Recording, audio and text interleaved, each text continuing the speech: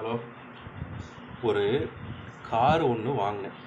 ஒருத்தங்கிட்டையும் சொல்லலை. இவங்கெல்லாம் நல்லவங்களே கிடையாது, எவங்கிட்டையும் சொல்லக்கூடாது அப்படின்ட்டு என் வீட்டிலேருந்து 4 வீடு தள்ளி அந்த காரை அந்த வீட்டுக்காரன் கார் மாதிரி நிப்பாட்டி வச்சுருந்தேன். எவனுக்கோ ரகசியமாக அந்த மேட்ரு கசிஞ்சிருச்சு.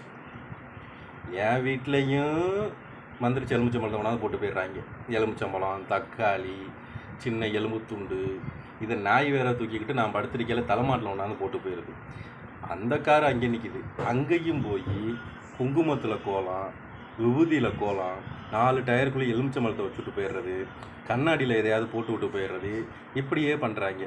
சரி, இப்படியெல்லாம் நடக்குதுன்னு சொல்லி ஒரு தெரிஞ்ச வீட்டில் கொண்டு பின்பக்கமாக காரை நிப்பாட்டிட்டு வந்தேன். காரு பக்கத்தில் போக முடியலேன்னு கோழி மண்டையை தூக்கி போட்டு போயிருக்காங்க. அதையும் வந்துருச்சு. இதெல்லாம் கொடுமையை நான் எங்கே போய் சொல்ல. அந்த கோழி மண்டை நாற்றை தாங்க முடியலன்னு அவன் இங்கே காரே நிப்பாட்டாத எடுத்துகிட்டு ஓடுறா. என் வீட்டில் வந்து தரித்திரம் முடிச்சிருமோன்ட்டு அவன் காரை எடுத்து படுத்தி வைக்கான்.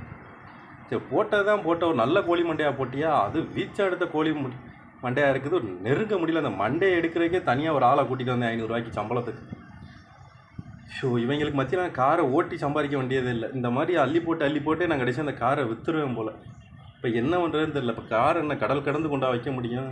இப்போ அந்த காருக்கு ரேட்டு பேசிகிட்டு இருக்கேன். கூடிய விரைவில் காரை விற்றுருவேன். நல்லா இருந்துட்டு போங்கடா. உங்களுக்கு மத்தியில் பொழப்பு நடத்துறது கத்தி மேல் நடக்கிற மாதிரி இருக்குது. இப்படி தான் ஒரு கடை ஆரம்பித்தேன்.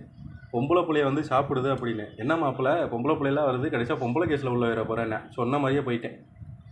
வந்தது கேஸு கொடுத்து நான் கேஸை வாங்கி இப்போ வந்துட்டேன். அதுவும் போச்சு. இதைத்தான் யாருக்கும் தெரியாமல் ஆரம்பிக்கலாம் பார்த்தா இதுவும் போச்சு.